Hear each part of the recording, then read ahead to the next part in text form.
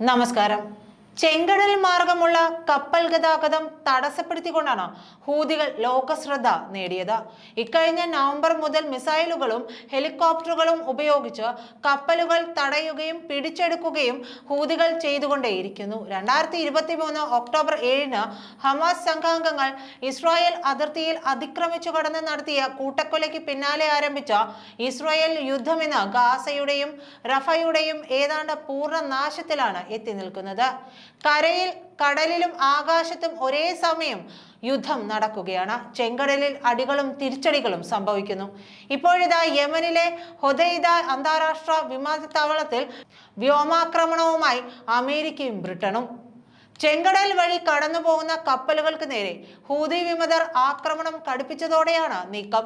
ഹൂതികളുടെ നിയന്ത്രണത്തിലുള്ള വാർത്താ ഏജൻസിയായ അൽ മസീറ ടിവിയാണ് ആക്രമണ വിവരം പുറത്തുവിട്ടത്. ഹൊദൈദ അന്താരാഷ്ട്ര വിമാനത്താവളത്തിന് പുറമെ ചെങ്കടലിലെ സാലിഫ് തുറമുഖത്തിന് സമീപമുള്ള കമരൻ ദ്വീപിലും ആക്രമണം നടത്തിയിട്ടുണ്ട്. ഹൊദൈദയിൽ 6ഓളം തവണയാണ് വ്യോമാക്രമണം ഉണ്ടായത്. കമരൻ ദ്വീപിൽ 4 തവണയും ആക്രമണം നടന്നതായി റിപ്പോർട്ടിൽ പറയുന്നു. യുഎസിന്റെയും ബ്രിട്ടന്റെയും നേതൃത്വത്തിലുള്ള സഖ്യസേന ഇതാദ്യമായാണ് കമരൻ ദ്വീപിനെ ലക്ഷ്യമിട്ട് ആക്രമണം നടത്തുന്നത്. കമരൻ ദ്വീപ് കേന്ദ്രീകരിച്ചാണ് ഹൂതികൾ തങ്ങളുടെ പ്രവർത്തനങ്ങൾ നിയന്ത്രിച്ചിരുന്നത്. ചെങ്കടലിൽ ആക്രമണങ്ങൾ നടത്തുന്നതിന് വേണ്ടി മിസൈലുകളുടെയും ഡ്രോണുകളുടെയും വലിയ ശേഖരം ഹൂതികൾ കമരൻ ദ്വീപിൽ ഒളിപ്പിച്ചതായി റിപ്പോർട്ടുകൾ ഉണ്ടായിരുന്നു. ദ്വീപും സാലിഹ് തുറമുഖവും ഇത്തരത്തിലുള്ള ആയുധക്കടത്തിന് ഇവർ ഉപയോഗിച്ചിരുന്നതായും US, ബ്രിട്ടീഷ് സേനകൾ ആരോപിക്കുന്നു. ഇസ്രായേൽ ഹമാസ് പോരാട്ടത്തിൽ ഹമാസ് പിന്തുണ അറിയിച്ചുകൊണ്ടാണ് ഹൂതികൾ ചെങ്കടൽ വഴി കടന്നുപോകുന്ന കപ്പലുകളെ ആക്രമിക്കുന്നത്. നവംബർ മുതൽ ഹൂതികൾ ഇത്തരത്തിൽ ആക്രമണം നടത്തുന്നുണ്ട്. അന്താരാഷ്ട്ര കപ്പൽ ഗതാഗതത്തെയും നീക്കം സാരമായി ബാധിച്ചിരുന്നു. ദീർഘകാല സമരത്തിലൂടെ മാത്രമേ ഹൂതി ഭീഷണിയെ തടയാൻ സാധിക്കൂ എന്നതിനാൽ പെട്ടെന്നൊരു സൈനിക നീക്കത്തിനില്ലെന്നാണ് ബൈഡൻ ഭരണകൂടം വ്യക്തമാക്കുന്നത്. 2 ദിവസം മുമ്പാണ് യമനിലെ ഹൂതികളുടെ താവളങ്ങളിൽ നടത്തിയ ആക്രമണങ്ങളിൽ 7 റഡാർ കേന്ദ്രങ്ങൾ തകർത്തെന്ന് US മിലിറ്ററി സെൻട്രൽ കമാൻഡ് അറിയിച്ചത്. ചെങ്കടലിലെ കപ്പൽ നീക്കം അറിയാൻ ഹൂതികൾ ഉപയോഗിച്ചിരുന്ന റഡാറുകളാണ് തകർത്തതെന്ന് US അവകാശപ്പെടുന്നുണ്ട്. ചെങ്കടലിൽ ബോംബടങ്ങിയ 2 ഡ്രോൺ ബോട്ടുകളും US തകർത്തു. കഴിഞ്ഞ ബുധനാഴ്ച ഗ്രീക്ക് ചരക്ക് കപ്പലിന് നേരെ ഹൂതികൾ നടത്തിയ ആക്രമണത്തിൽ ഒരു ഫിലിപ്പീൻസുകാരനായ നാവികനെ കാണാതായിരുന്നു. കപ്പലിലെ മറ്റ് 21 ജീവനക്കാരെയും രക്ഷിച്ചു. ഡ്രോൺ ബോട്ട് ഉപയോഗിച്ചായിരുന്നു ചരക്ക് കപ്പൽ ആക്രമിച്ചത്. 8000 ടൺ കൽക്കരിയുമായി തീപിടിച്ച കപ്പൽ ചെങ്കടലിൽ നിയന്ത്രണമറ്റ് ഒഴുകുന്നുവെന്നാണ് റിപ്പോർട്ട്. ഇസ്രായേൽ ഗാസ ആക്രമണം നിർത്തും വരെ ചരക്കു കപ്പലുകളെ ലക്ഷ്യമിടുന്നുവെന്നാണ് ഹൂതികളുടെ നിലപാട്. 2014 മുതൽ യമൻ തലസ്ഥാനമായ സന അടക്കം മേഖലകൾ ഇറാന്റെ പിന്തുണയുള്ള ഹൂതികളുടെ നിയന്ത്രണത്തിലാണ്. അതേസമയം കരയിൽ യുദ്ധം മുറുകുകയാണ്. യുദ്ധത്തിനെതിരെ അന്താരാഷ്ട്ര സമ്മർദ്ദം ശക്തമായപ്പോഴാണ് ഇസ്രായേൽ റഫ ആക്രമണം കടുപ്പിച്ചതും.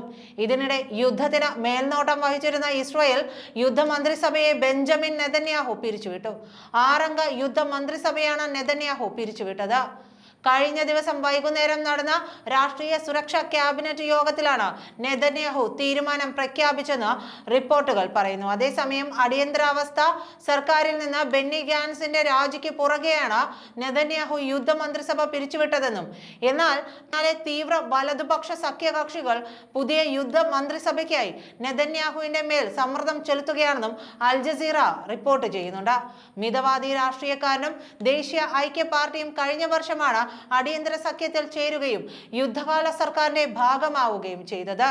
ബെന്നി ഗാൻസിന്റെ രാജിയോടെ യുദ്ധമന്ത്രിസഭയുടെ ആവശ്യമില്ലെന്ന് നെതന്യാഹു മന്ത്രിമാരോട് പറഞ്ഞതായും റിപ്പോർട്ടുകളുണ്ട്. മന്ത്രിസഭയിലെ 3 നിരീക്ഷകരിൽ ഒരാളായ ഗാഡി എസൻകോട്ടിനൊപ്പം അടുത്തിടെ രാഷ്ട്രീയ സഖ്യത്തിൽ നിന്നും പിന്മാറിയിരുന്നു. കഴിഞ്ഞ വർഷം നടന്ന തിരഞ്ഞെടുപ്പിൽ ഭരിക്കാനുള്ള ഭൂരിപക്ഷമില്ലാതിരുന്ന നെതന്യാഹു തീവ്ര വലതുപക്ഷ പാർട്ടികളെ ഒപ്പം കൂട്ടിയാണ് മന്ത്രിസഭ രൂപീകരിച്ചത്. പ്രതിരോധ മന്ത്രി യോവ് ഗാലന്റ്, യുദ്ധ ക്യാബിനറ്റിൽ ഉണ്ടായിരുന്ന തന്ത്രപ്രധാന കാര്യമന്ത്രി റോൺ ഡെർമർ എന്നിവരുൾപ്പെടുന്ന ആളുകളുമായി നെതന്യാഹു ഗാസ യുദ്ധത്തെക്കുറിച്ച് കൂടിയാലോചനകൾ നടത്തുമെന്ന് പ്രതീക്ഷിക്കുന്നതായി ദി ഗാർഡിയൻ റിപ്പോർട്ട് ചെയ്യുന്നുണ്ട്. അതേസമയം യുദ്ധ ക്യാബിനറ്റ് പിരിച്ചുവിടുന്നത് കൊണ്ട് സംഘർഷത്തിൽ കുറവുണ്ടാകാൻ സാധ്യതയില്ലെന്നും റിപ്പോർട്ടുകൾ പറയുന്നു. യുദ്ധ തീരുമാനങ്ങൾ എടുക്കുക സുരക്ഷാ ക്യാബിനറ്റ് ആയിരിക്കും. നെതന്യാഹുവിന്റെ തീരുമാനം ഇസ്രയേലിൽ രാഷ്ട്രീയ പ്രത്യാഘാതങ്ങൾ കടുപ്പിക്കുമെന്നും റിപ്പോർട്ടുകൾ ചൂണ്ടിക്കാട്ടുന്നുണ്ട്. നെതന്യാഹു മുതിർന്ന ഇസ്രയേൽ ഡിഫൻസ് ഫോഴ്സ് കമാൻഡർമാരും തമ്മിലുള്ള അഭിപ്രായ ഭിന്നതകൾക്കിടയിലാണ് അസാധാരണമായ ഇത്തരമൊരു നീക്കമെന്നും ഗാർഡിയൻ റിപ്പോർട്ട് ചെയ്യുന്നു. നന്ദി.